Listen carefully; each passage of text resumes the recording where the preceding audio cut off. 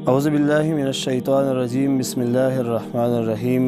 السلام علیکم ورحمۃ اللہ وبرکاتہ۔ آج ہم حضرت عبداللہ ابن سلام رضی اللہ عنہ کے اسلام لانے کا واقعہ بیان کریں گے۔ عبداللہ ابن سلام رضی اللہ عنہ یہود کے جلیل القدر عالم اور حضرت یوسف علیہ السلام کی اولاد سے تھے۔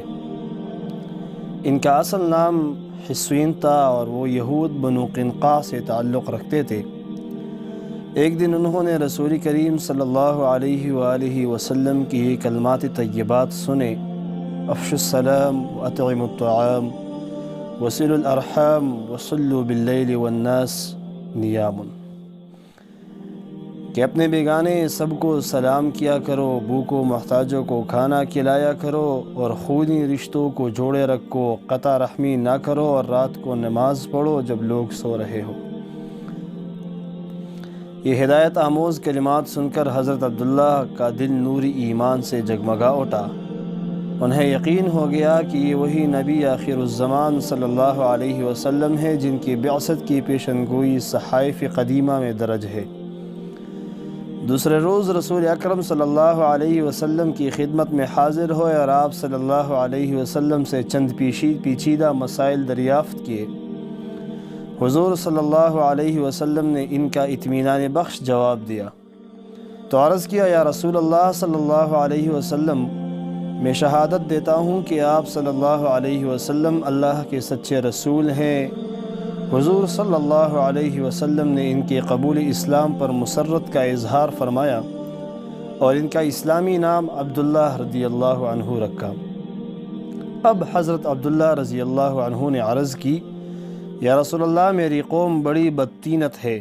انہوں نے سن لیا کہ میں حلقہ بگوش اسلام ہو گیا ہوں تو مجھ پر طرح طرح کے بہتان باندھیں گے، اس لیے میرے اسلام کی خبر کے اظہار سے پہلے ان سے دریافت کر لے کہ ان کے میرے متعلق کیا رائے ہے۔ کہ حضور صلی اللہ علیہ وسلم نے یہود کے اکابر کو بلا بھیجا۔ جب وہ آئے تو حضور صلی اللہ علیہ وسلم نے فرمایا: تم تورات میں نبی الزمان صلی اللہ علیہ وسلم کی نشانیاں پڑھتے ہو اور جانتے ہوں کہ میں خدا کا رسول ہوں۔ میں تمہارے سامنے دین حق پیش کرتا ہوں، اسے قبول کر کے فلاح دارین حاصل کرو۔ یہودیوں نے جواب دیا: ہم نہیں جانتے کہ آپ خدا کے رسول ہیں۔ سرور کائنات صلی اللہ علیہ وسلم نے فرمایا: حسوین بن سلام تمہاری قوم میں کیسے ہیں؟ سب یہودیوں نے بیک آواز جواب دیا: وہ ہمارے سردار اور سردار کے بیٹے ہیں، وہ ہمارے عالم ہے اور عالم کے بیٹے ہیں، وہ ہم میں سب سے اچھے ہیں اور سب سے اچھے کے فرزند ہیں۔ حضور صلی اللہ علیہ وسلم نے فرمایا: اگر وہ اسلام قبول کر لے تو کیا تم بھی مسلمان ہو جاؤ گے؟ یہودی ناک منہ چڑھا کر بولے: خدا نہیں، خدا ان ہے آپ کی حلقہ بگوشی سے محفوظ رکھے۔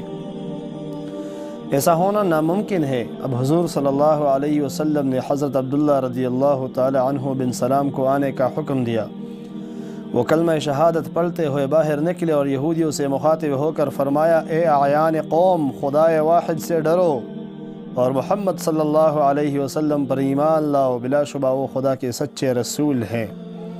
حضرت عبداللہ رضی اللہ تعالیٰ عنہ کا قبول اسلام یہود پر برق خاطف بن کر گرا۔ وہ غم و غصے سے دیوانے ہو گئے اور چیخ چیخ کر کہنے لگے: یہ شخص عبداللہ رضی اللہ تعالیٰ عنہ بن سلام ہم میں سے سب سے برے کا بیٹا ہے، ذلیل ابن ذلیل اور جاہل ابن جاہل ہے۔ حضرت عبداللہ نے رسول اکرم صلی اللہ علیہ وسلم کی خدمت میں عرض کیا: رسول اللہ صلی اللہ علیہ وسلم، آپ نے یہود کی اخلاقی پستی دیکھ لی، مجھے ان سے اسی افرافردازی کا اندیشہ تھا۔ یہ واقعہ سیرت ابن ہشام جلد نمبر 2 میں مذکور ہے۔ محترم سامعین، یہ حضرت عبداللہ بن سلام رضی اللہ عنہ کے اسلام لانے کا واقعہ تھا۔ اللہ تعالی ہم سب کو اسلام پر قائم و دائم رہنے کی توفیق عطا فرمائے اور ہمیں ایمان کی حالت میں موت عطا فرمائے۔ آمین یا رب العالمین۔ السلام علیکم ورحمۃ اللہ وبرکاتہ۔